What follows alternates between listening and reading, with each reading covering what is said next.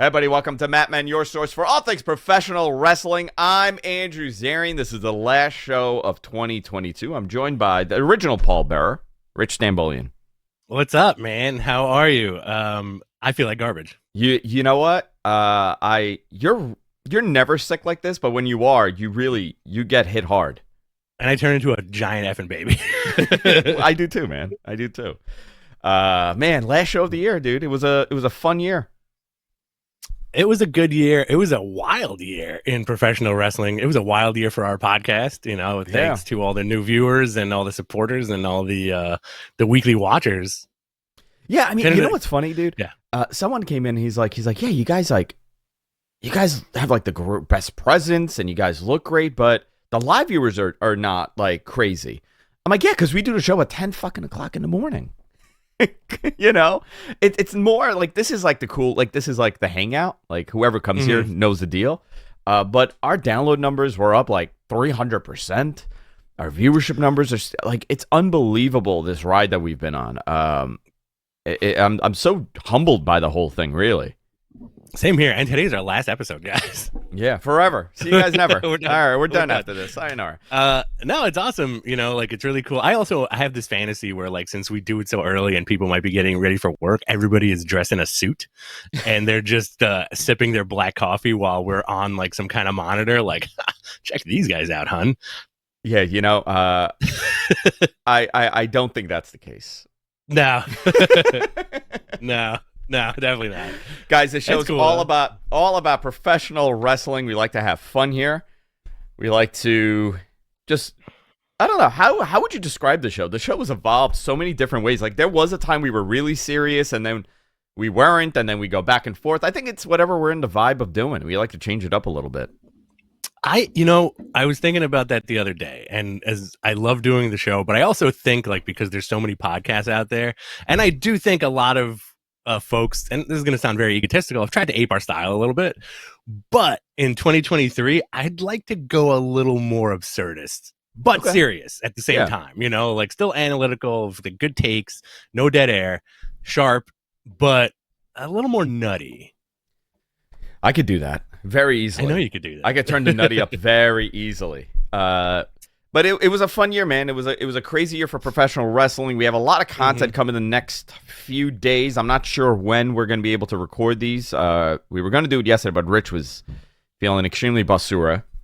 And so we're going to do one today, and we're going to do a couple tomorrow. And we'll get it out there. No pressure. It'll happen. It'll happen. Also, I'll be on with Wrestling Observer Live with our Worst of show. I'm going to be joined by Matt Ryan on Sunday for the Worst of 2022, which there was a ton of Worst ofs in 2022, which we'll talk about. Oh, yeah. We have our prediction show for this show. We have we have a bunch of stuff coming. So I hope you're ready for the beginning of the year, because we have a ton of stuff. And then Wrestle Kingdom and everything else. And now we're in WrestleMania season. So good Lord. So it's going to keep rolling and rolling and rolling. All right, let's get started. I can't wait either. Let's get started here. Where do you want to go? Before that, our weekly $1.99 from Batcher 3000. Good morning, my ghoulies. Oh, hello, my ghoulie. I like that wintry schmutz that's on his thing there. What do you do? You put a little filter got on? A little couple of snowflakes on the thing. It is wintry. I can't listen, guys. I'm gonna start off by saying I can't really think too well and talk too well right now, but we're gonna get through it. Let's jump into that WWE news. You ready? Yeah, let's do it.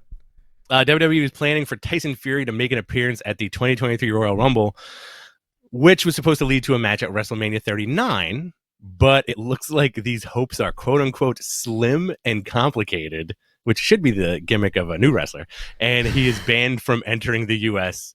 due to links with alleged Irish mob boss Daniel Kinahan, as per the U.S. Sun. Wild. Yeah, this is the UK Sun or the U.S. Sun? I think it means the UK. It says U.S. It's probably UK. But probably UK because MG's doing it.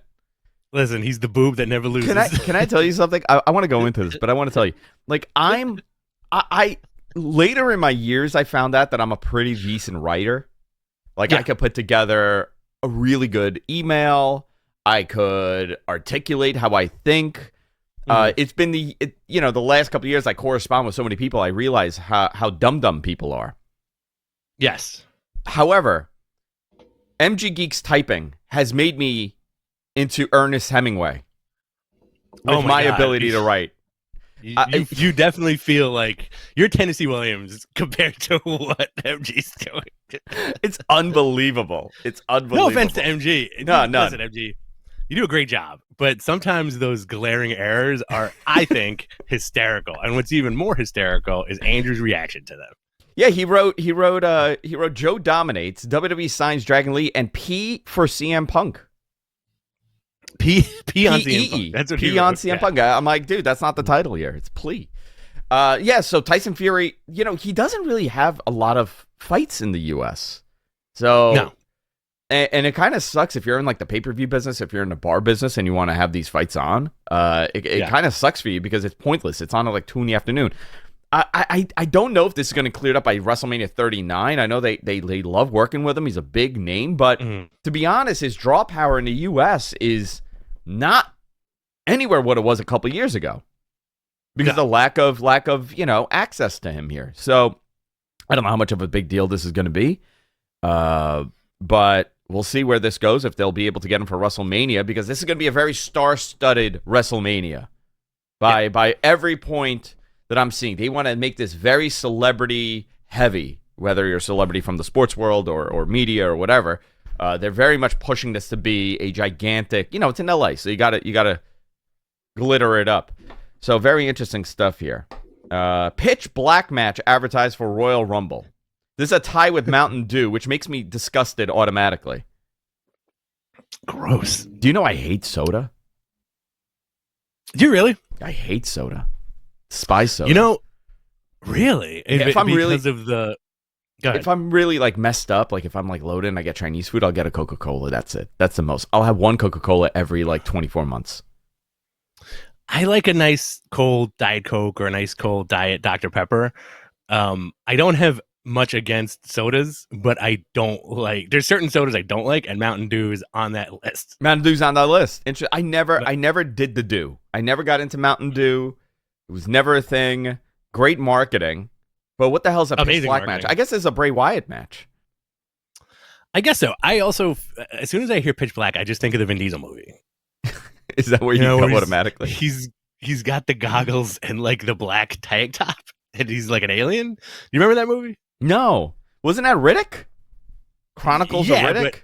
Right, but the first appearance of Riddick was Pitch Black. So I always call him Pitch Black in my head because of the stupid goggles and the tank top. Yeah. I don't know. They announced the match before the participants, so they're like, okay, well, we're going to have this match. We don't know who it is yet. All right, cool. Whatever. I imagine it tastes either like licorice or like grape. Do you want to drink a black drink? I mean, I drink coffee every morning. You do, but like a soda? Like, I guess they're all black. I mean, every soda's black, But I feel like for some reason, I just feel like it's like real, like dark, like you're looking into like a black hole. I guess that's what it is. I don't know what it looks like. Let's see. Mountain Dew Pitch Black. Let's find out. Like a lot of chemicals, like a ton of chemicals.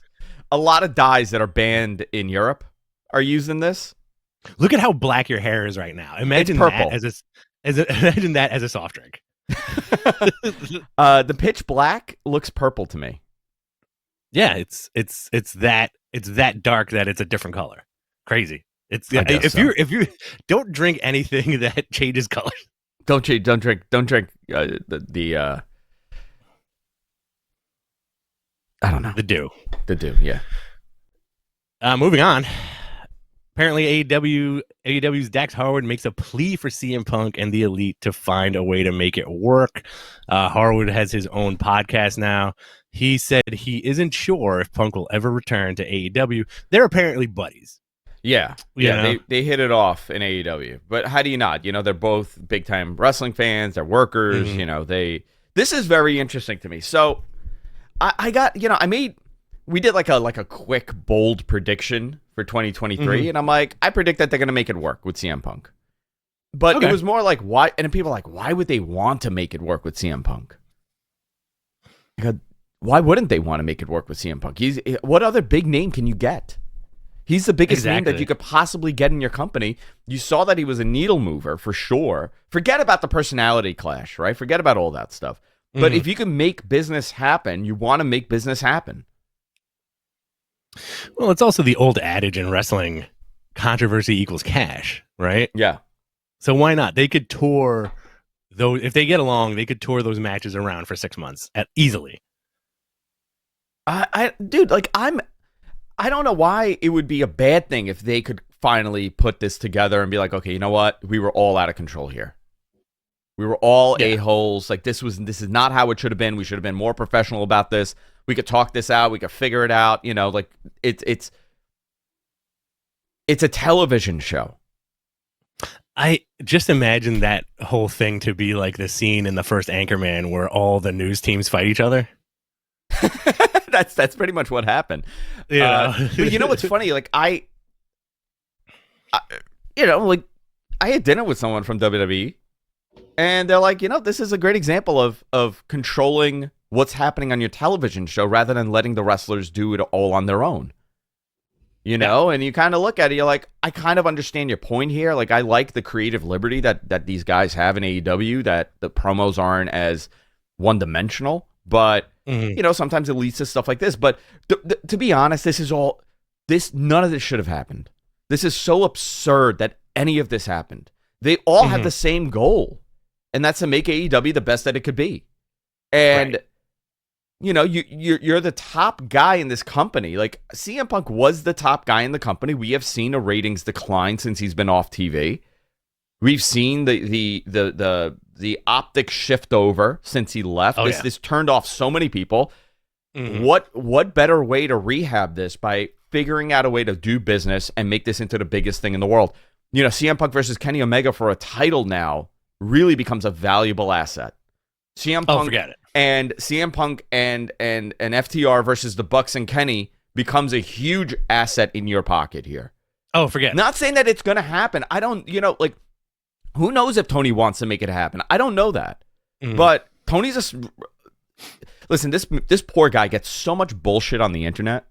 He does. And it's really, like, I think a lot of these guys do. It's not just Tony, it's everybody, right? But it's so unfair because none of these people know them. They don't know their thought process. They don't know what goes in between. It's just half truths that everybody knows.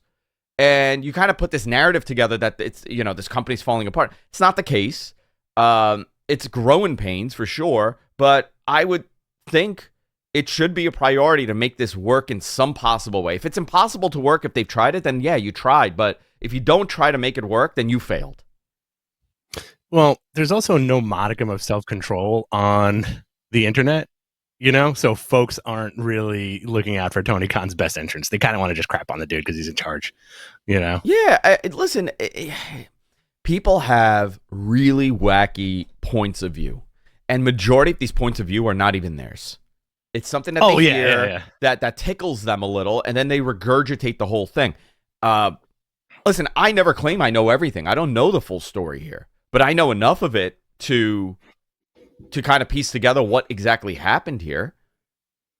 If they can, why wouldn't you make this work? Why wouldn't you want to make this work? Why would you want to throw away the biggest asset in the company? And this goes for the Bucks and Kenny and everybody else. And Jericho, the story came out today that Jericho and other top guys, they said CM Punk will never work in this company again. Wow. You know what? I'm sure somebody said that. I'm sure at the heat of the moment, that was the response. Because you effed up, a year's worth of momentum that you had built. From one stupid incident from all parties. So, go ahead, Rich. No, go ahead. Finish your thought, because there's a couple more things we could talk about. But, my point is, I think before people like he should never be in that company, he should never go to WWE. I don't think WWE wants him. There's a couple of things that happen that aren't too public that WWE really doesn't really want him. But at the end of the day, you know what? You know what's a great, F you to AEW? To get him. So I think he's going to be a hot commodity. I don't, my opinion is if they can make it work, they should. Mm-hmm. for both companies. Yeah, but ultimately, again, it's up to the guy, right? It's up to him. It's a very fascinating situation because, as much as folks think they know the inner workings of these things, they really don't, and this is a perfect example of it, right? Where even now, and this happened how long ago? Folks 6 are months, coming up with whatever it these is. conspiracy theories and like, well, is it a work? Is it not a work?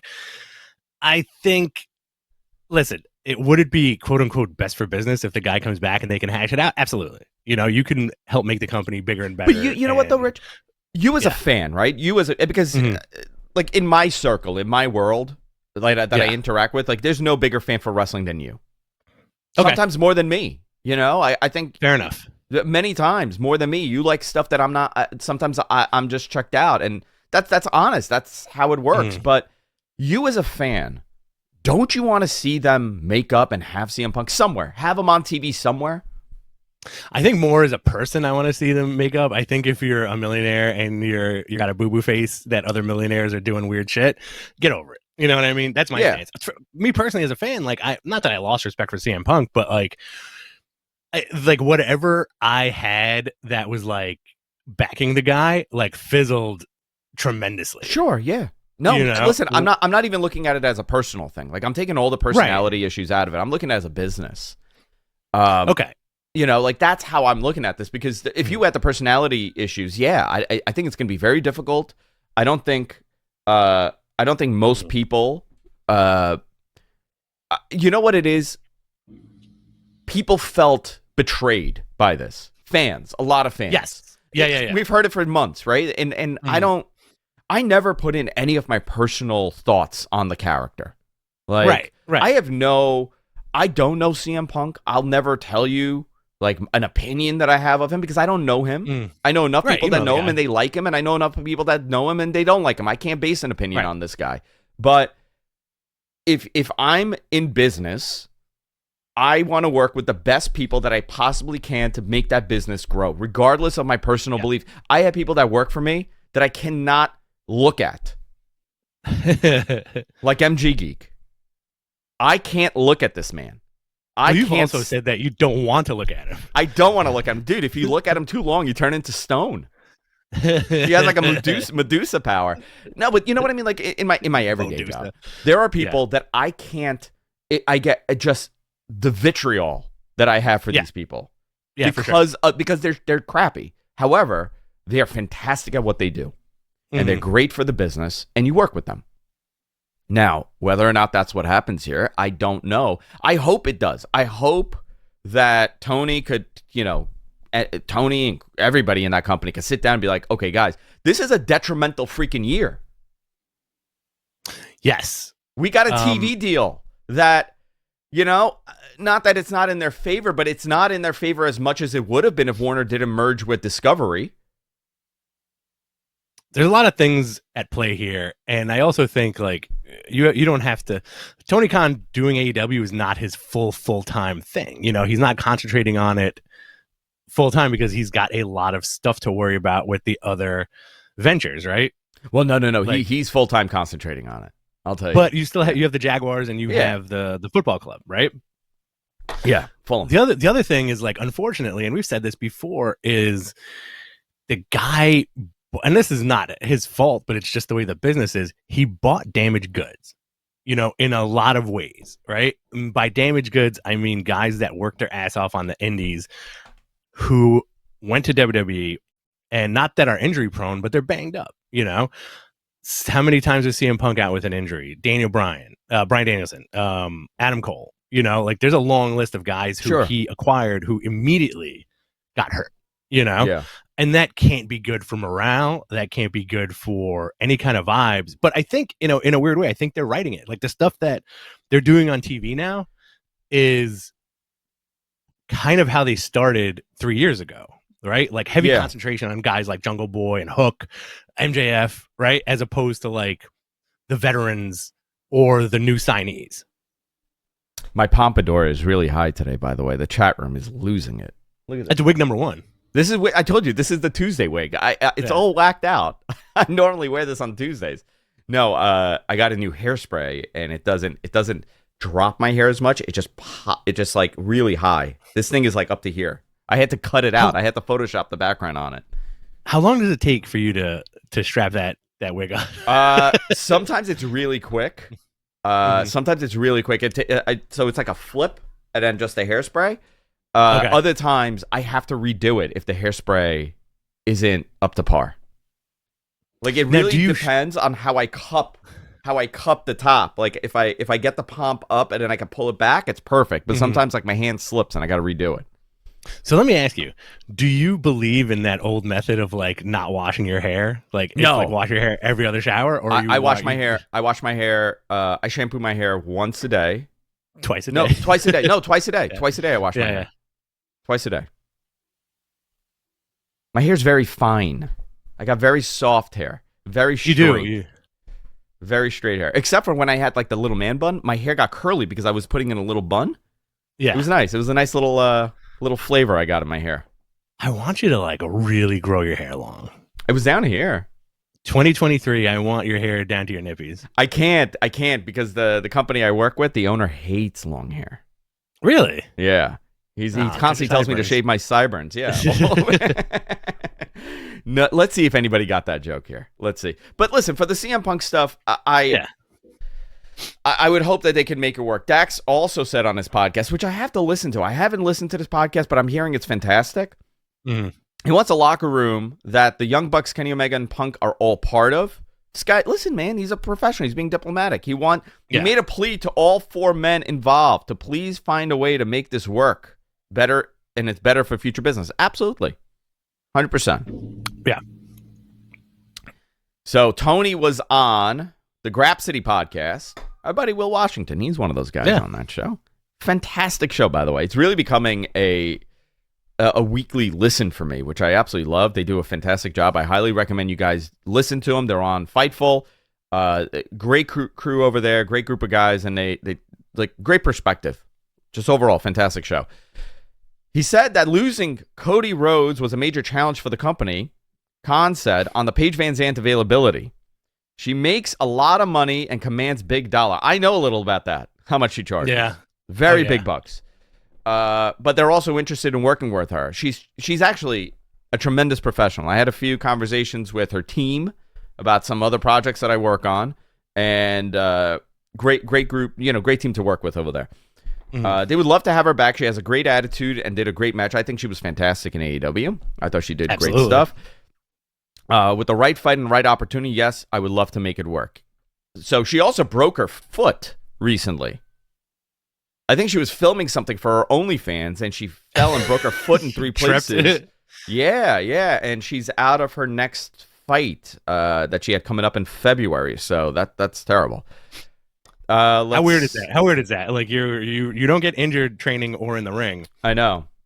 I think she like jumped off her balcony or something. She was doing something and she broke her foot. So that's how we get hurt. All our injuries is just doing stuff for our OnlyFans. We're just doing jackass stunts for our OnlyFans, and that's what happens. So it's perfect. He also said he wouldn't rule out running a Ring of Honor show during WrestleMania weekend. He also said Honor Club had the most subscriptions it has ever had. Awesome. I'm hoping to get a good TV deal for Ring of Honor. I'm hoping that they kind of something happens with this contract negotiation where they get on TV in some possible positioning.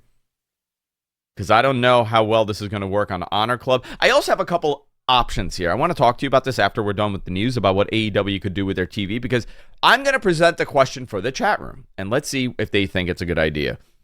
Do you think, and I'm saying this with a little smirk here, do you think AEW would benefit with a third hour of Dynamite? Okay, I'm going to leave that in the chat room because we'll come back to it when we go into it. I'm just going to put that out there. Would they benefit with a third hour or a second hour of Rampage? Just another hour of TV. Actually, let's say Dynamite. Let's go with Dynamite. Would they benefit with a third hour of Dynamite? I'm going to let that marinate for a little bit. Let it sit there, guys. When you have your answers, just post them. Yes. Do you want to go into that real quick or no? Or want to leave it for later? I'll leave it for later. We'll leave it for later. All right. What else do we have here? Former UFC fighter Stephan Bonnar passes away at 45. He had appeared in pro wrestling. A lot of people attribute the rise of UFC because he was in the rise of UFC to him. He was one of those key participants in the early days of UFC with when they got on Spike. He was on the first Ultimate Fighter, and he had an unbelievable fight with Forrest Griffin that kind of solidified the that became one of the most important fights in UFC history. It really solidified UFC as a top combat sport. It brought combat sports back to the United States. So he was an instrumental part. 45 years old. The American Psycho Stephan Bonnar. He had also done a number of, dozens of pro wrestling matches. He appeared at indie matches. He was in House of Glory, IWS in 2017. He was on Impact in 2019 when he wrestled Moose. Sad story. I know that he had some health issues and passed away. 45 years old, young man. Yeah. Yeah, terrible. Dominic Mysterio. I love this stuff, man. Same here. Didn't we say this? Like, when they did the Thanksgiving thing, right before Thanksgiving, we were talking about this. I'm like, what would be great if he brought, like, his goth girlfriend to Thanksgiving? Exactly. And, like, the grandparents are, like, weirded out that, like, he's, like, all into this goth phase, and, like, they're just entertaining it. They did fantastic stuff on Thanksgiving, and now they did it again for Christmas, where Rhea and Dominic crashed the Christmas at the grandfather's house. The grandpa was the best part, dude. Wasn't he the best part? Great. Yes. This has been nothing but fantastic. So he opens the door and he gives Rhea a big hug and gives Dominic a hug, and then, like, he was welcoming them. So they arrested him. I do like where this is going. So Abuelo was great. I mean, so good. So they arrest him. They put him in the car, and he's like, I won't survive in jail. I can't do jail. I can't be in jail. Fantastic. Just so well done.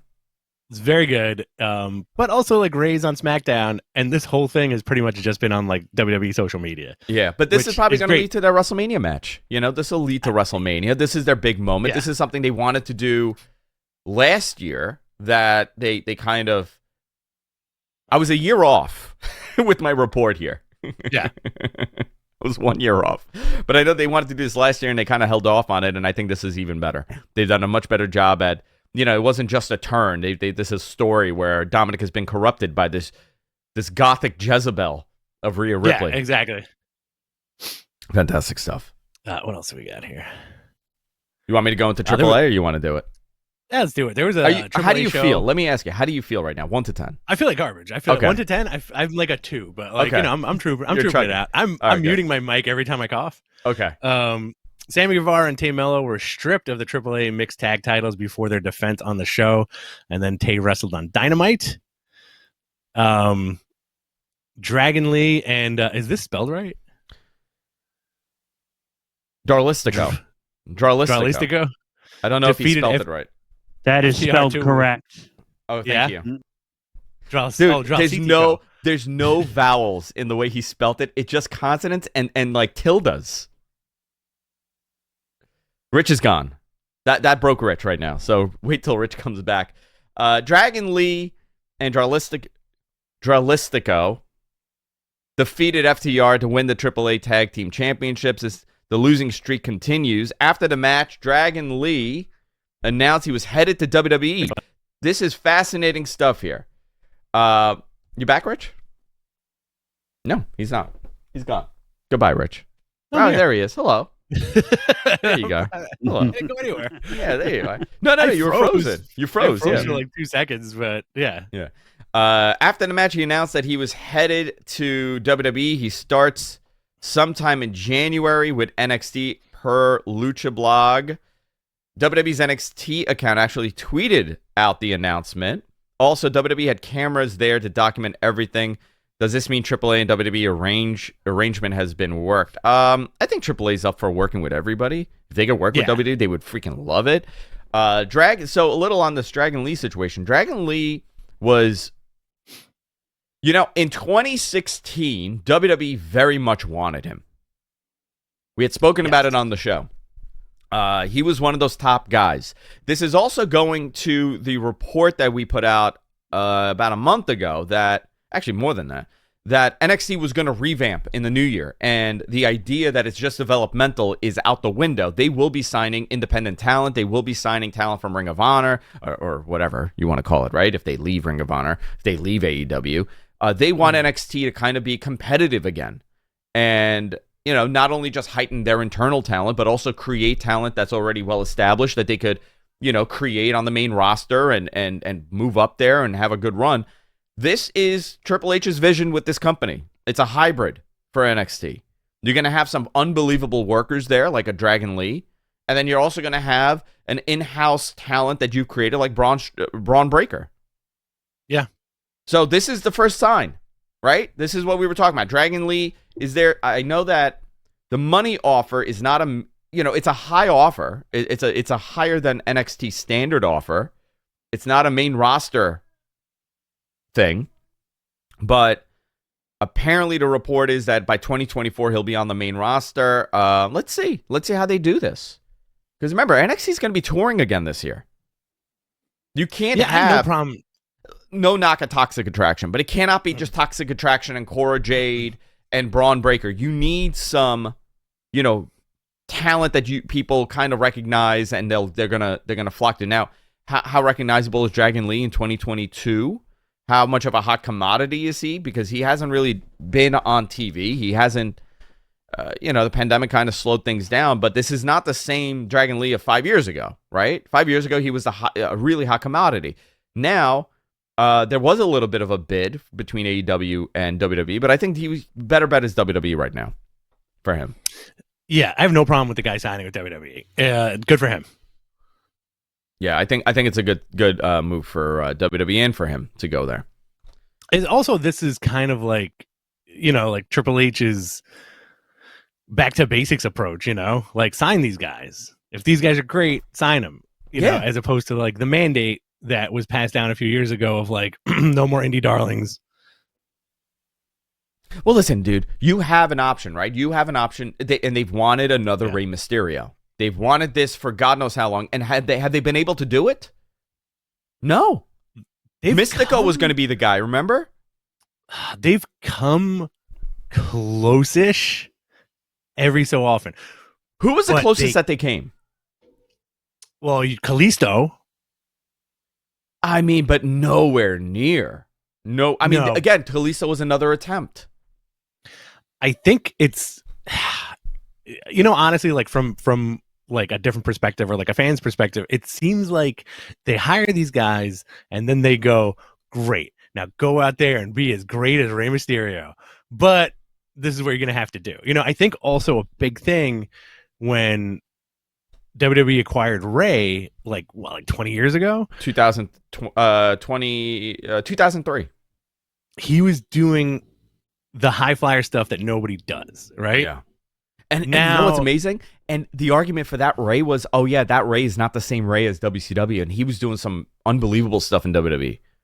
Right. But now you got these guys who are like, everybody works like a lucha guy for the most part. You know what I mean? Like everybody's a high flyer. Like all your main event guys could go toe to toe with the same moveset, you know, and even Rey now isn't really doing much. Like he's protecting himself, obviously, but I think that's the tough thing. Like when you have a roster of like guys like Grand Metalik or Lince Dorado or Kalisto or Mystico, you know, they're kind of pigeonholed into like that weird like lucha role. You know, they've been. I mean, the story for the last 20 years is we need to create a top Latin star in this company. That is the story. They know the importance of this, and they just did. You know what? Del Rio was probably out of Rey Mysterio, right? Like Rey was a anomaly for them. They didn't create Rey. Rey was just so organically over. Yeah. And you know what? And honestly, his size got him over because kids loved him. Yeah. He was such a fan favorite for kids because he's fun. Alberto Del Rio was the closest attempt that they had at creating a top tier Latin star, and that fell apart. Andrade is another great example of trying to create a top level Latin star. You know, that didn't really pan out the way they wanted to, and then they've tried to mask Guy over and over. Kalisto, Sin Cara, the other Sin Cara, they've attempted this multiple times. It just didn't connect. Let's see if Dragon Lee could do it. I mean, I'm hoping Dragon Lee could do it. That would be awesome. And plus, like, look at the other side of the pond there on AEW. You know, you have Andrade, Rush, and El Bandito. Yeah. Interesting. Well, yeah. Let's see what. I don't know. Who's the top Latin star in AEW? Who's like the biggest Latin star in the company? It's got to be Andrade, right? It's got to be Andrade or no? You know what? Phoenix. I think Phoenix for what happened to Pentagon. I feel like Pentagon's star has diminished a little bit. Because he was such like an amazing singles performer, and now he's kind of like he's in that tag team with his brother. Pentagon and Phoenix probably, yeah. Maybe Pentagon and Phoenix, you know, yeah. But definitely. You also have you have Andrade, you have Rush, you have Bandito, and I feel like I'm missing a few names there too. I think I would like to see them do more with Bandito and Rush. It's amazing how they're not a top presence, but it just shows you how stacked that roster is, and it kind of goes into that conversation we're going to have in a little bit about possibly another hour of AEW. So we'll see. Little housekeeping here, boys and girls. Submit your predictions for our prediction show by using the hashtag MattMenPredictions 2023. That's very long. Can we change that? Can we just do MattMen 2023? Let's just do that. MattMen 2023 is the hashtag to use on Twitter when we record this week our predictions. If you haven't already, please participate in the 3rd annual MattMen Award. Ballot link is pinned here on our YouTube chat, and it's also on Twitter. You could go there, submit it, and sometime next week we're going to be doing our award show as well. Let's go into Dynamite, boys and girls. I thought it was a very fun Dynamite. Love this show. Strong show. Strong right out the gate with Brian. Low ratings. Defeating. Oh, really? Yeah. Brian Danielson beating Ethan Page with Stokely Hathaway in a trucker hat. Page passed out to the Regal stretch after the match. MJF was in a skybox with Daddy Doom, indie wrestler who people thought was Shotzi Blackheart. A lot of people thought it was Shotzi. And I'm like, no, definitely not Shotzi. So he was interrupting throughout the match. Yeah, great opener. And you know what was really interesting about this whole show? Like everybody passed out in every match. Everybody passed out. Yeah. Am I wrong about that? Yeah. Like they did the knockout ending for almost every match on the card. Did they really? Yeah. Huh. Like I didn't even know. Yeah, they did actually. So you have, Renee is backstage with the Dark Order and Hangman. Hangman's set to return in 2 weeks. He's going after Jon Moxley. Then Joe interrupts another interview, takes out Wardlow with like a pipe, like Nancy Kerrigan style, right? Yeah, he did a Nancy Kerrigan on him. And the match after. Why? Oh, jeez. Tanya Harding. He Tanya Harding them. So then the match after that, Mox and Claudio beating Top Flight, they knocked both these dudes out. Right? Like that's another match with like a knockout ending. Yeah. Like a pass out style ending. That was a great match. That was a good tag team match. I thought that was a fun match too. I wonder if they're going to go for the tag titles now, with this tag team, Jon Moxley and Claudio, because they've been teaming up a lot. Or maybe it's the end of the year and they're just having them on TV doing something, Yeah, I think that's it. But I wouldn't mind seeing them as like the tag team, because like they made Top Flight look like $1 million, but also the new direction of the Blackpool Combat Club is these guys are like, you don't want to mess with these dudes, right? Mm-hmm. Yeah. Then you had FTW champ Hook submitting Balaam Lynx, who passed out. Terrible name. To the Brian Alvarez said on the show with Vinny that this is the like a very typical NXT name. Balaam Lux. Can we also Scripps? What a stupid name. Yeah. Just turn him into Max Moon. Just bring back Max Moon and make it into a retro gimmick. I hate that gimmick for him. Scripps. Terrible. So this was interesting, right? He submitted him. It was a squash. Stokely comes out with Lee Moriarty and Big Bill. Congrats to Big Bill, by the way. Big Cass. Engaged. Yeah, good for him, man. He had like a nice DDP's daughter. Wow, nice New York engagement. You know what's funny? I forgot what it was. Who was I with yesterday? I was with somebody, and I was on my phone and I was scrolling. Oh, you know what it was? It was Dee Dee's husband. I was with Ryan. Okay. And he's like, wait a minute, is that Bill? Like, that played basketball here? I'm like, yeah, that is. He goes, oh, yeah, shit, I played basketball with him. This guy was a monster. That's hysterical. He was a monster. He's like, what is he doing now? I'm like, he's a wrestler. He's like, no way. Because he's a local guy, you know? Yeah. Or used to be. Where did he go? He went to Chaminade? He went to Chaminade. He went to Malloy, I think. He went to Malloy, yeah. Or was it Holy Cross? Did he go to Cross or Malloy? No, he went to Malloy. Malloy. Okay, he was a Malloy boy. Uh-oh. Ruh-roh. You see what he did? He broke your video. Keep talking. All right, I'll go into it. So this was actually, I liked how they did this. Post-match, Stokely comes out, Lee comes out, and Big Bill comes out.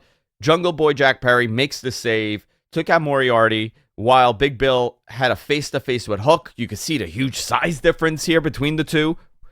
And he went to, I guess, suplex him. He couldn't do it because he was so big, and he went up for the choke slam. He grabbed him. Here comes Jungle Boy, hits him with a 2x4, and clears the ring. I'm glad that they're moving into doing something different with Hook. I think it's the time to kind of pull the trigger on him and have him into more matches rather than the squash. He can still do the squash matches, but have him involved in a match. Teaming up with Jungle Boy, I like this team. I think this is good for both of them to kind of have them in some sort of program together. Here we go. The Elite versus Dragon Triangle. Jesus. Death Triangle in a Falls Count Anywhere match. This is match 6 of the best of 7 series. It's now tied 3-3 where the Elite won. It started backstage, the match, because it was a total brawl, this thing. Match starts backstage. Pac avoided the Meltzer driver, sent Matt into Nick, locked Matt into the Brutalizer. Meanwhile, at the same time, there you are. Meanwhile, at the same time, Kenny hits a one-winged angel off the stage through a table and gets the 3 count before Phoenix. Gets the 3 count on Phoenix before Matt taps. So Matt actually tapped, but it was a little too late here. I thought they did. How do you feel about this match? Because I saw it very differently. And it just shows you the style of wrestling that I like versus the style of wrestling that a lot of other people like. People claim that this was the best out of the matches that they've had. The 6 matches that they've had, this was the best one. I didn't feel that way. Did you? I didn't feel that way either. I felt like this was the fastest one, and I think this needed to be the quick one. What I did love about the match was Kenny going classic Street Fighter style with blue jeans with pads on the outside and a sleeveless T-shirt. Yeah. I mean, isn't that the typical backstage brawl outfit? Exactly. It was everything out of like early 2000s WWF, wrestling, like backstage brawls. Mm-hmm. But I don't know. I just felt that this wasn't the best one out of the 6. It was really good. I very much liked it. I just felt that the other one there was a. I don't know. I don't like the backstage stuff. Just that's my bias here. Yeah, I think that next match is gonna be nuts. I say that. I say I didn't like the backstage stuff, but you know what stupid match I enjoyed? Mm.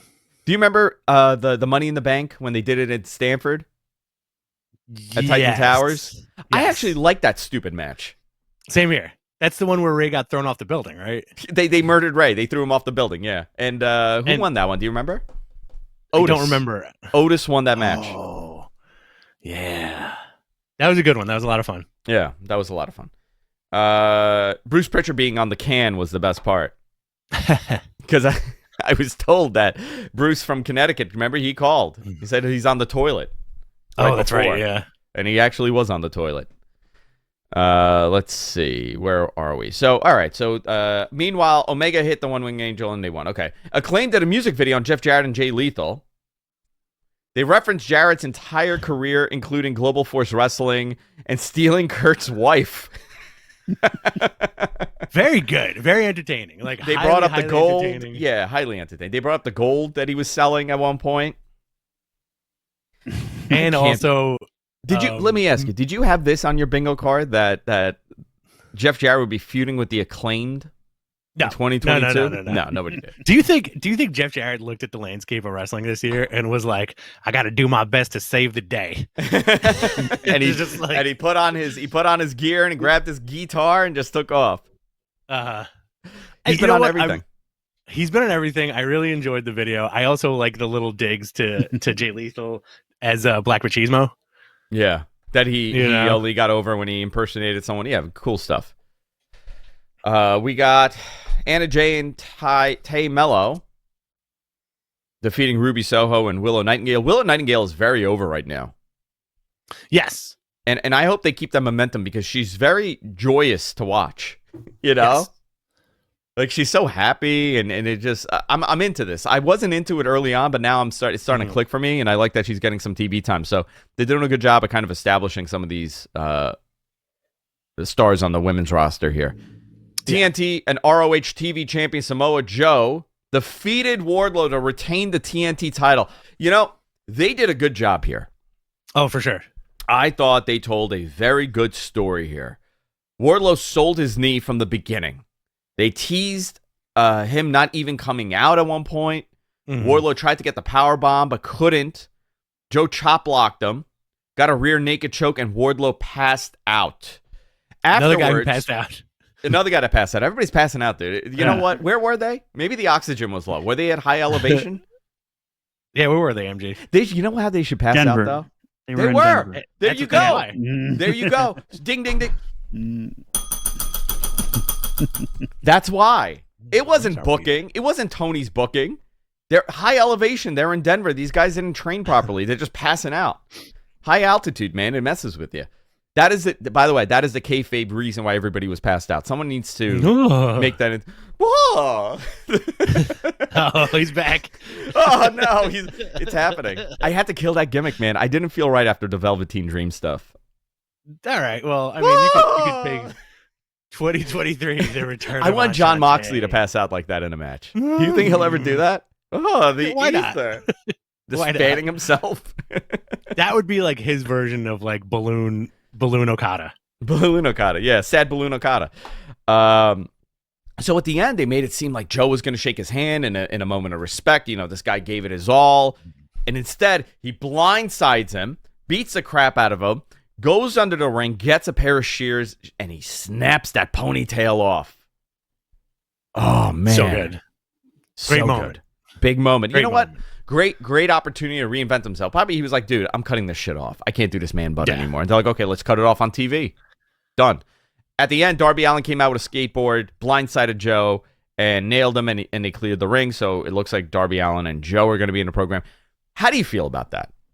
I'm totally cool with that. I think they've built up Darby Allin to be like a viable threat to anybody. You know, like if any, like he's getting the real Rey Mysterio treatment if you look at it. Yeah, if you think about it.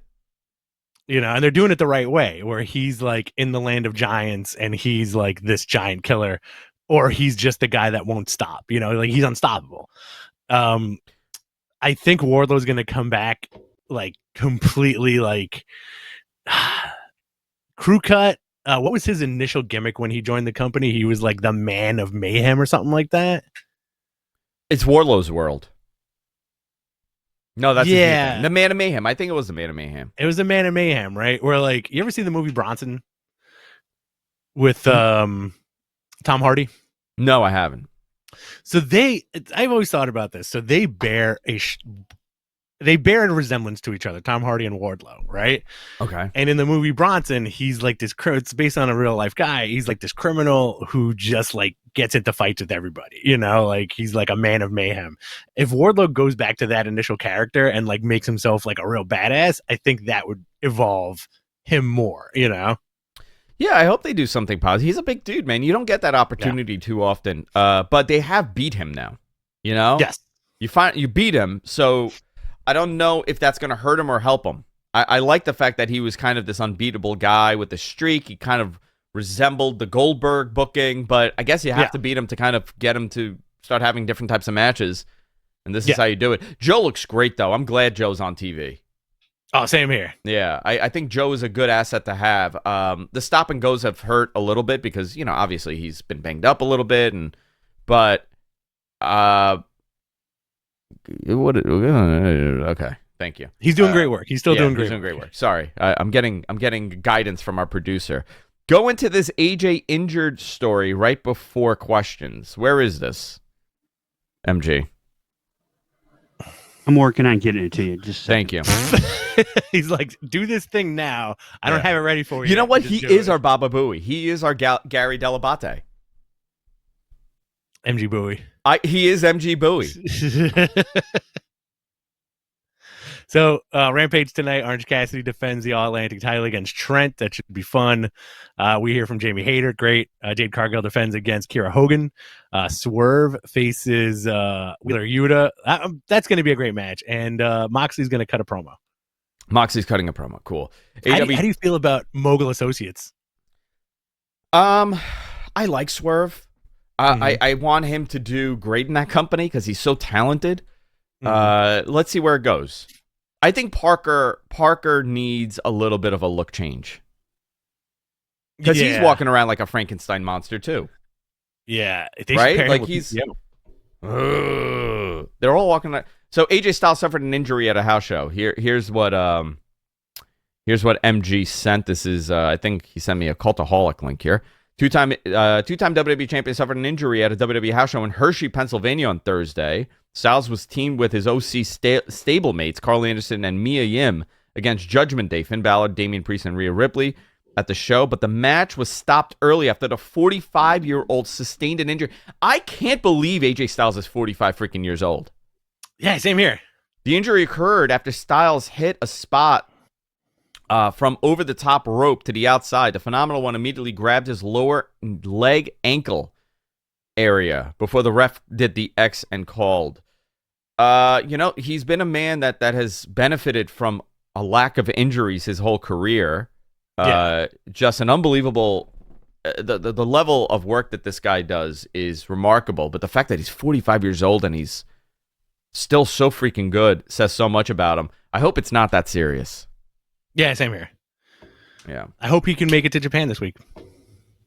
I don't think he's going. That'd be cool. I don't think he's going. So very interesting. All right, we'll see what happens there. Guys, get your questions in. It's Q&A time, boys and girls. Submit your question to chat room with the hashtag AskMattMen, and we'll do our best to answer your question. Oh, actually, I'm sorry. We have the final card here. Let's do this before the questions. Get your questions ready. Mm-hmm. Also, AEW Dynamite on the 4th. Match has been announced. Chris Jericho takes on Ricky Starks. This is going to be a big show in Seattle. So, and we're getting the new look. We're getting the new set. It's happening. I'm excited. It looks like it's going to be very lasery. Very lasery. Pew, pew, pew. Like that's how the show starts. Those commercial promos have everybody walking out into like red and blue lasers. Yeah. Also, a lot of questions regarding WrestleMania. So if you have WrestleMania questions, we'll answer. We'll talk about it in this segment here. I also want to talk about. Actually, let's go into this before we go into Q&As. Okay. Yeah. A major problem with AEW is that they have this unbelievably stacked roster. Guys like Rusev, Andrade, obviously he's not there right now, but Rusev, Andrade, Miro, I should call him, Miro, Andrade, and the list goes on and on of talent that you really don't see on TV week after week. How do you fix that problem? So what do? They have Dark, right? They have Elevation, right? They have Dark Elevation, and then they have Dark, correct? Right. They have Rampage. They have Dynamite. Mm-hmm. What do you do here? Do you revamp one of those other shows into becoming more like a feature for your top stars to go out there and have these preliminary matches and, kind of look great and strong, and then they build a feud for TV? Do you do the WCW approach? Do you add another hour of Rampage? Do you add another hour of Dynamite? How do you fix this problem? That's tricky. That's a tough road to hoe, and I'm going to tell you why. In my opinion, when you start talking about extending shows or changing an hour here and doing etc., you kind of do fall into that WWE trap of 3-hour Raw, 2-hour SmackDown, 1-hour main event, right? Yeah. Or a brand split, which don't think it makes sense on paper. Like an AEW brand split makes perfect sense on paper, right? So you have the guys who aren't on Dynamite every week get on another show, right? Well, Ring of Honor is going to alleviate some of that. Yeah, but still, I think they're gonna have like this really. They have one of the thickest rosters in professional wrestling at this point, right? Yeah, very, very big. Right, huge roster. I don't think an extra hour of Dynamite would benefit that, but maybe how about this? Maybe an extra half an hour of Rampage. Well, you got to do an hour. You can't do 30 minutes. You can't do 30 minutes. No, you got to do an hour block. I would split Rampage into half and half. I would do Rampage Ring of Honor. So they can't do that either. Yeah. So I'll give you a great. Well, actually, they can. They can do that. Right. So we're gonna get. Will Washington reported that the next Battle of the Belts will be on a Friday. It's going to be a live show. Rampage first, Battle of the Belts second, back to back. Right. Mm-hmm. To me, this feels like a test. Okay. You know, it's an experiment to see what this could garner. I don't know the answer here. I think the problem is they have unbelievable talent that they can't highlight every week on their main show. You know, like I had a problem. I'll give you a great example of this. CM Punk, in my opinion, I get why they put him on Rampage for the debut. I don't think it should have been a Rampage debut. Yeah, but they pre-sold those tickets like in a heartbeat. Right? Yeah, I understand why they did it. But personally, I feel like your main show needs to be your main show, right? Like this is the main show. Rampage, you could do 2 hours. I think the time slot is really crappy for 2 hours. Yeah. But if you have a 2-hour Rampage, that kind of fixes some of this because you could run it as like another Dynamite and have the structure very similar. I know that it's not similar now because it's 1 hour and they're trying to play with the time slot where they were doing a main event first and then going backwards. I get why they were doing that, but I think you need some sort of second television show that's not considered a B product that you could have, Miro on and you could have Andrade on and you could have all these guys on that you're not getting on TV. Not saying do a brand split. I don't think they're prepared for a brand split because you haven't established these brands yet. But my God, look at your roster, guys. Huge roster. And, I want to see how that plays out in 2023. Let's look to the chat and see what they say. Estilo Latino says no third hour because then the show is too long and they'll try to cram 4 to 5 hours of angles into a 3-hour show. Just do angles on Dark and do something with that crew. Yeah, well, you would have to redo Dark. You would have to redo that show. Yeah. Where it's not, I don't watch Dark. I really don't. I don't watch Elevation. Once in a while, I'll turn it on and if something cool happens, Kenny Omega wrestled. Okay, cool. Awesome. Is that their version of like Livewire? It should be. That's what I'm saying. I think what that show should become is you set up the angles there. You set up, you do your squash match, you do your exhibition, whatever. It's a highlight of the talent. You get them over there, and then you set up a program for Dynamite, and now there's, you should watch it to understand what's happening. That's how I would see this. And even if you don't watch it, you'll still understand what's going on. I feel like that's... Livewire was the phone call show, wasn't it? Was it? Or was it like... Livewire was a phone call. What am I thinking of? I'm not thinking of Sunday Night Heat. There was another like... You're thinking of like any of those, Shotgun Saturday Night or whatever. Yeah, you know what? I went down a Shotgun Saturday Night rabbit hole. I have to tell you, the original concept for that show is right up my alley. Go into a nightclub in New York City. Velocity is what you're thinking of. Yes, Velocity. Yeah. Thank you, Cadillac Carson with the assist here. One assist from Cadillac Carson. The Bulls leading the Knicks, 97 and 98. Let's see here. All right. So I would say they need to revamp Rampage. That would be my answer here. Yeah. Or you do a Saturday night show. I don't know. Dude, it has to do with the TV. At the end of the day, it's out of Tony's hands. It has more to do with TV. But you do have two properties that's on the internet that, have a little bit of a cult following. People like it. I would watch it if I knew that there was a really cool match happening. If I knew that, I'm gonna bring up Miro, right? If there is a Miro versus Claudio for the Ring of Honor title, I'm just throwing an example, on one of those shows on Dark, you wouldn't want to watch it? I'd want to watch it.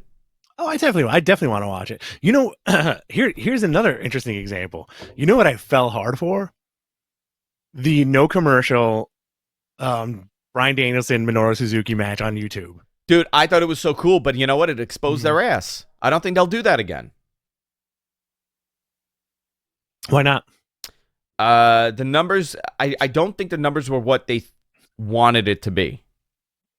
I know that it was good. It was like, I think they peaked at almost 100,000 concurrent viewers, but it was like 98,000. Yeah, it was like 98,000. Just under. Okay. But it was a great experiment, and I'm all for that. I love these experiments that they do. I don't know if it was the numbers that they were looking for. But listen, 100,000 concurrent viewers on YouTube is great. But it also, you know what's amazing? It's free, right? The internet is there. YouTube is free. Oh, yeah. I mean, why is it only 100,000? I always wonder that. Is it still difficult for people to figure out like how to put it on? Do they not have a YouTube app on their TV? Do they not go to YouTube as much? I always find it interesting when you have like a YouTube content creator that's able to get 2.5 million views on a video. Right. Or live viewers. They're doing a live session. They have 100,000. They're nobody. And nobody as far as mainstream goes, right? But you put a TV product on YouTube and it doesn't go anywhere near their actual television viewership. It fizzles. It's very strange. Very strange. I'm always fascinated by that. It just shows you that digital is not there yet. Digital streaming is still, we're like a good 5 years away from it becoming a standard. Yeah. Very interesting stuff. All right. Do you want to continue with the chat, or do you want to go into like questions? Well, let's go into question. All right. So we got a couple of super chats here. Guys, if you want to super chat us, that would be cool. We'll answer your question right away. We got one here from Shreyer Hashemi. Hello, my sweet potatoes. The over-under sociology behind Rock versus Roman at WrestleMania, channeling your inner Vince voice. Over under and such. So there's going to be a lot of sociology for this match if it happens, or maybe it might not happen. WWE has plans. The answer for ever since I've asked them about Dwayne, it is if Dwayne wants to do it, we have it ready. They have a plan. Right. This has been going on for a year now. I think Dwayne needs it after the whole Black Adam fiasco. The dog is attacking my daughter, and she's screaming. Oh, no. The dog is attacking and eating my purse. That is what I'm hearing right now. I'm so sorry. He needs it. He needs it. Dwayne needs it. Dwayne, listen, if it's going to happen, it's going to happen now. It has to happen now because you can't do another year of like, well, maybe next year. He's not. His schedule is lighter because of the XFL launch. They want synergy between the XFL because this is the demo that they're looking for. 18 to 34, 18 to 48, whatever. Sports centric. They're going to need a lot of help. The last version of the XFL, we never really got to see what they were able to do. I thought the football was much better, but we only got a couple of weeks and that was it. This has to work. There's a lot of money into it. And what better way to make it work is if your owner or your front man is wrestling at WrestleMania and he does something really cool. I think that'll bring people over. I know it's near the end of the season, right? The season ends, I think, end of April. So you got a couple of weeks after WrestleMania, but you're in playoff times. You want to pop those numbers and make it look good for TV. And what better way than Dwayne wrestling and getting it out there? Having some sort of XFL incorporation in what he does. Oh yeah, for sure. 100%. Again, it's up to Dwayne. It's not in WWE's hands. They have this all laid out. They have the plan. They have a backup plan. They've kind of they're booked in a box now because he holds both titles. There is conversations to eliminate 2 titles. There is another conversation to add another title. How are they going to split the titles? There's all these different options. One thing I have not heard is I don't think the option here is going to be Roman wrestling twice. I don't think that's good.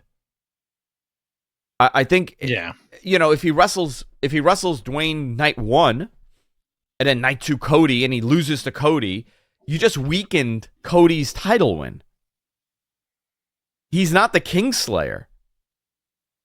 He beat up a beat up guy that wrestled the night before against one of the greatest wrestlers of all time. So you're kind of weak. Mm-hmm. I don't like that approach. I don't know if they'll do that. I know that there's plans for him at Royal Rumble to show up.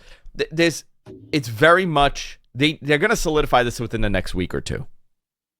It's going to be interesting to see where they go because of the Cody thing. Cody, they're starting to do the video packages for Cody. Yeah, he was on that show. He was on the best of. I just there's a lot of moving parts, and it's too early to report anything because there's 5,000 different ideas on how to get to where they want to go. They know where they want to go, though. How are they going to get there? Yeah, I think that's always the question too. Like how are we going to get there? But it's going to be cool to see. I'm sure it's going to be great. Like I'm looking forward to seeing Roman do a big match at WrestleMania. And like I feel like I haven't felt that way in a while. Where I'm like, whatever they do, I'm okay with. Yeah,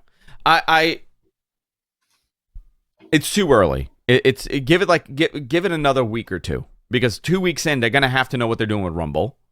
Yeah. I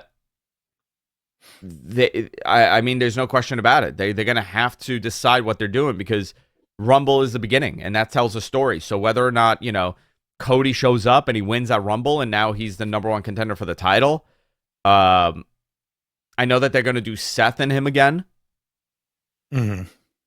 Maybe you split the title. Maybe you do something at Elimination Chamber. There's so many different options here for them. I don't want to see them split the title. I think they kind of have to. They kind of have to here. Unless you're going to have a champion on both shows every week or every other week. Which I would like to see, yeah. Roman's wrestled 11 times. He's barely wrestled on TV. But he's been on TV. He's been on TV. By the way, tonight is the big match. John Cena and Kevin Owens versus Roman Reigns and Sami Zayn. And this is probably going to begin something between Sami and Roman. It's already started, but this is going to kind of continue this. And it'll lead to a match maybe at Elimination Chamber. Cool stuff here. Yeah, that's going to be interesting. I do think we're going to get Usos versus KO and Sami at WrestleMania, though. What are you going to get? Usos versus Sami and KO. At WrestleMania for the titles? Yeah. Love that. I'm into that. Big time. This is another one from Schreier. When will we ever see Andrew's doppelganger, John Alba, on a live stream on Mat Men talking about hair care? Oh, you know what? We should do that. John could do that. Yeah. Maybe in April. Maybe in the first day of April we could do that. Are you guys allowed to talk to each other? No, we don't. The universe collapses. You know what we do? We do the mirror. We do Mirror Boy. We do this. We do a Mimac with each other. That's funny. From our buddy Batcher 3000. Ask Enchante. Oh. Now that Dream killed your gimmick, how will Treehouse Vince repackage you? You know what? Tweet Treehouse Vince and ask him. You'll get the dirtiest answer you could ever freaking imagine. That would be very dirty. Very dirty. But regardless of what happens, you still have to pass out. Can I? I mean, what a great gimmick that turned into. Oh, the best. Yeah. Great guy too. Here's another super from Schreier. Could you move Rampage to the old Georgia Championship Wrestling time on TBS, Saturdays at 6:05 p.m. Eastern? I think we romanticize that time slot astronomically in the world of pro wrestling, but I don't know if that's a great time slot. Yeah. I look at the numbers and what's on there and what they do, but listen, it depends on what TBS wants. And right now, you're not going to get a lot of this is hardball. They're in a contract year and everything gets shitty now. Everybody becomes a little bit of a dick. Mm-hmm. When you're dealing, when you're talking about millions of dollars, Warner's in a slashing fit, but AEW's benefit is that they get 1 million viewers, million or so, give or take, weekly of not DVR proof content. It is fast forward, it's it's preventing you from fast forwarding because it's live content, and that's how people consume wrestling and sports. So that is where they benefit from, and that's something that you really don't have with any other program, especially with wrestling. So I don't know what the value in a 605 time slot is. I know that AEW would love to get another show for Ring of Honor at least, but we're gonna find out in a couple of months. I got a question for you. Yes, sir. Does Kenny Omega on January 4th at Wrestle Kingdom, does Kenny Omega beat Will Ospreay and then take that belt to the January 4th episode of Dynamite? Say that again. I'm so sorry. Does Kenny beat Will Ospreay on January 4th at the Tokyo Dome? Oh, and bring the U.S. title? And then bring the U.S. title the same day to Dynamite? Can't do it the same day. Can't do it. Impossible. Can't do it? Can't hop on a plane? No. And then... I don't think it would be possible. I think it would be way too crazy, too much. If they did that, I would be stunned. I think that would be pretty cool. Like, that would be pretty cool if they could do that. But they show him just leave right after and hop on a plane. See you guys later. I don't know the how they could pull that off. But that would be where pretty is cool. Dynamite next week? Seattle.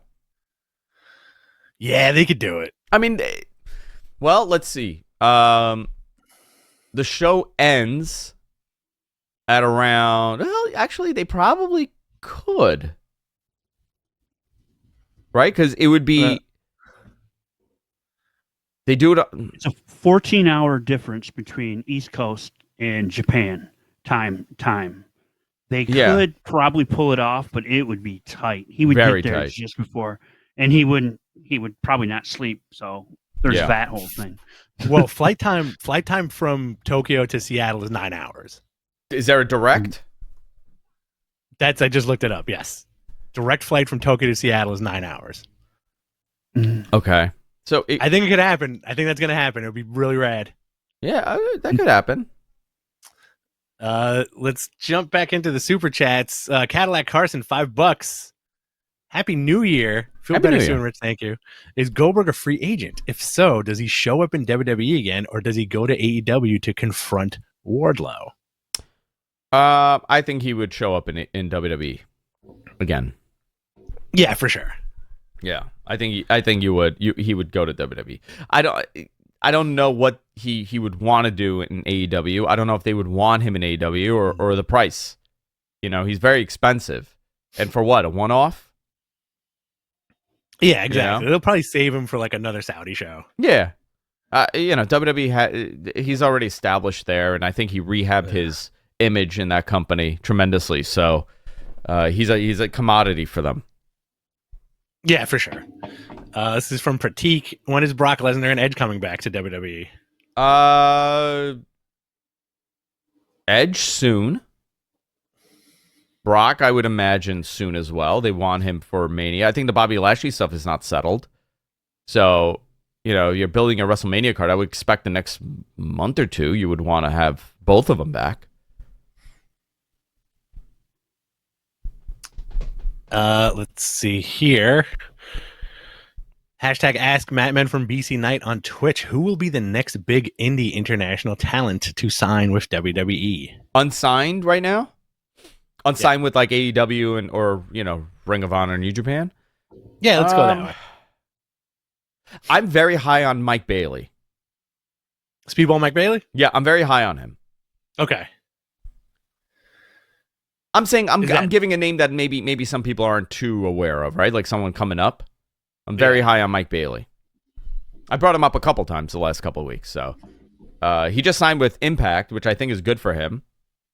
But I don't know who else. Who do you have? What about your boy Kobe Carino? Kobe. Yeah, I think Kobe. You know what? I'm gonna go with Kobe. I think Kobe going to NXT is a good move. I think Kobe has done tremendous stuff the last 2 years. This guy has really put in the work. And Steve Carino's kid wrestles for Catalyst Wrestling. Great move. Total professional. I've interviewed him a couple times. Always just a total great guy.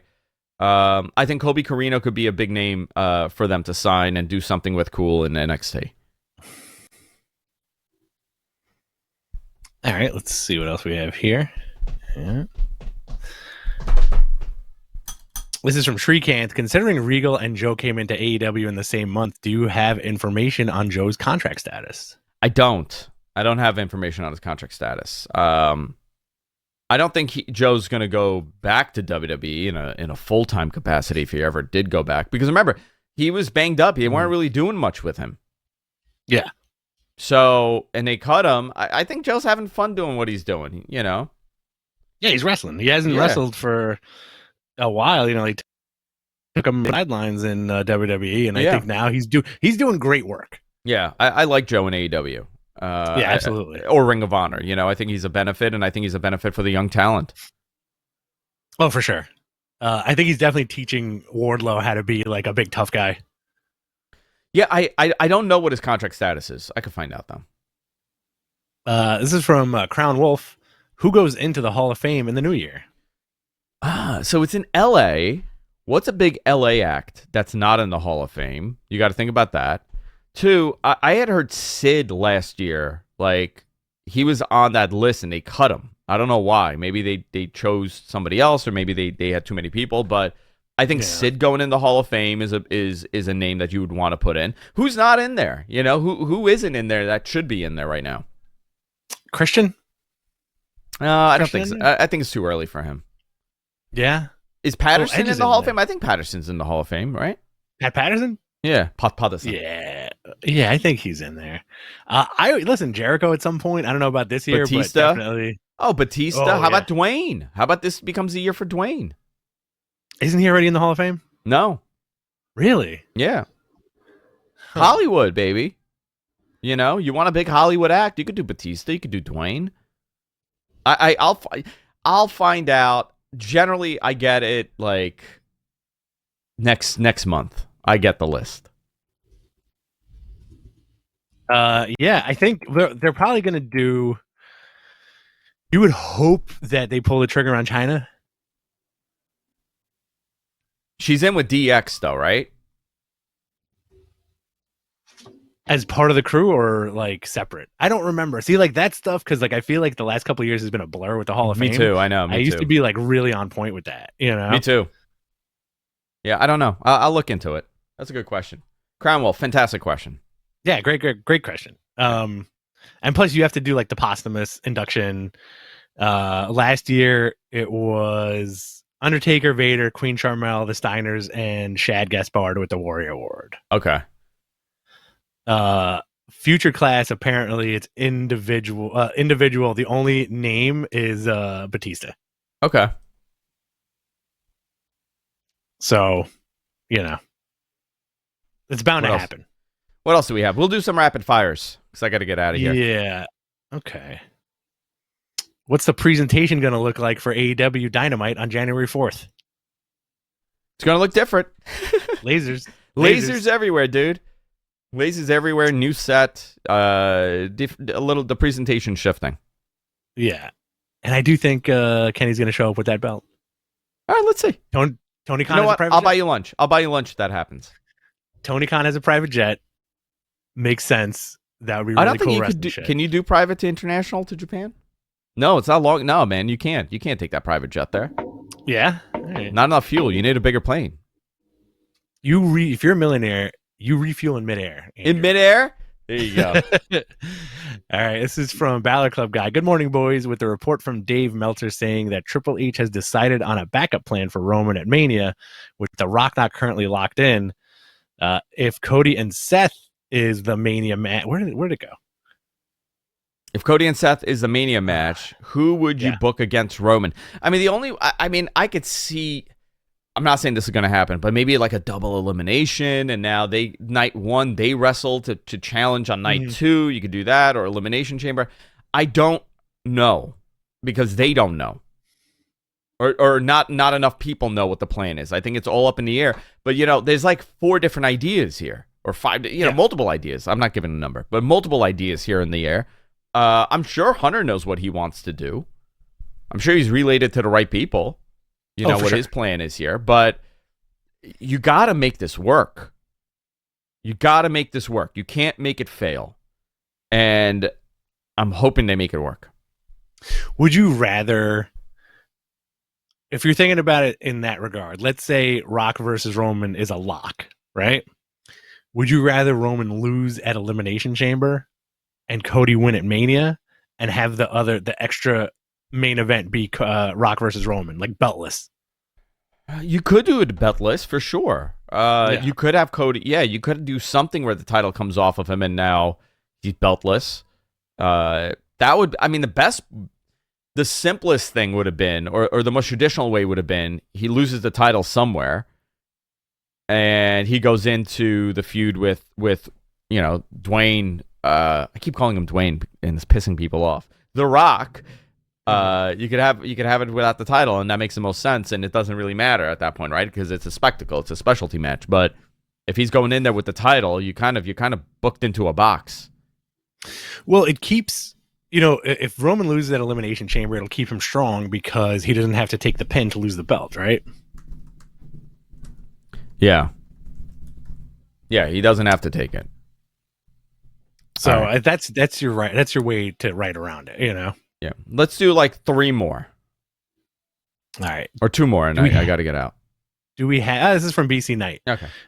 If Punk doesn't return to AEW or WWE, where should he go? Start his own promotion? No, probably not. He doesn't go anywhere. Maybe he does a one-off in Japan. I don't know, but I don't think if he doesn't go to AEW, WWE, there's nowhere else. Where the hell are you going to go? He's not going to Impact. Yeah, dude. Like, again, it depends on the guy. He could call UFC for all he cares. He's his own unique sort of guy. Yeah. Let's see. Here's from Shrikant. Do you expect Roman's reign to cross 1,000 days? What are they at right now? I'm not 100% sure. MG, what's 1,000? He would have to go to SummerSlam, I believe, to. Oh wow! Cross I over. don't see that happening. Yeah, he's gonna be like at 900 at Mania. I looked it up a while ago. Yeah, I don't see that happening. I mean, I'd be shocked if he does hold the title that long. Yeah, same here. I think this is the year to not dissolve the bloodline stuff, but I think it's ran its course. It's starting to get to the end of that whole thing, right? Yeah. This is from Cadillac. Rich and Andrew, will either of you be entering the Royal Rumble? I am, yeah. I'm entering the Rumble this year, guys. Just that's. I'm gonna do the Bushwhacker spot. I'm just gonna go in and get thrown right out. At number 2, Andrew's Arian. Can you imagine? That's it. That company's going to hell if that's the case. It's over. Do you see The Undertaker at the Raw 30th anniversary show? The Undertaker? Yeah, why not? I would imagine you want him. It's like a big Attitude Era retro Raw, so for sure. You'd want to have him there. Here's a comment from Tim B. Not true, Andrew. There are plenty of private jets with the range. TK literally takes his jet across the Atlantic regularly. Yeah, but going to England is a little bit easier than going to Japan. It's a much shorter flight. So going to England is like 6 hours, 7 hours. You're adding another 2. I don't know if I guess he could. Listen, he could charter a plane, He could charter a jet to do it. That's possible. This is from Wild One Grim Reaper. Is Kane in the Hall of Fame? Yeah, he was class of 2021, I believe. Was he? I think so. Yeah. Class of 2021 was a big one because I got it right in front of me right now. You had Kane, Molly Holly, Eric Bischoff, Great Khali, Rob Van Dam, Ozzy Osbourne, Dick the Bruiser, Pistol Pez Watley, Bud Sawyer, Ethel Johnson, and Paul Bosch. All right, cool. Well, let's see what we got here. I think that might be it. Is that it? Yeah, that's it. That's it. All right, cool. Guys, we have a lot more content coming up the next couple days, so join us. I don't know what the schedule is going to be for the releases, but we're going to figure it out. So tomorrow we have a whole bunch of recordings we're going to do. Are we doing them live or no? No, right? Do you want to do tomorrow live or just record it? I don't know. Let's figure it out. Let's see how you feel. Yeah, sure. We'll figure it out. All right, guys. That's it for this week. Last show of the year. Love each and every one of you. I'll see you in 2023. Goodbye. Love you guys.